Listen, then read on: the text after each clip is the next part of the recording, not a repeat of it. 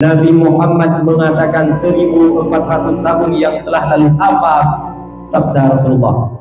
Wasyauqa, alangkah rindunya aku. Syauq, makna syauq apa? Rindu.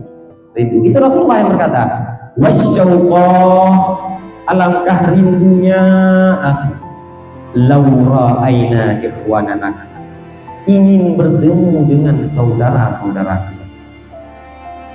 Lantas para sahabat pada masa itu yang duduk di hadapan Rasulullah berkata, alasna ikhwanuk ya Rasulullah, bukankah kami adalah pencintamu ya Rasulullah?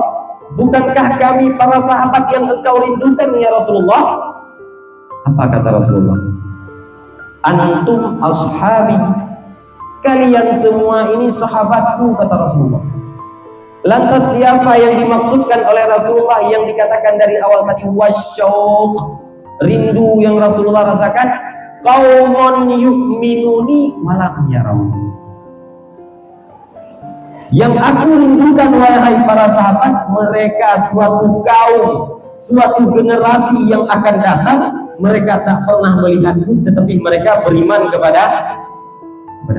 Mereka tak pernah mendengarkan sepatah kata pun yang keluar dari lisanku, tetapi mereka mengimani apa yang kukatakan.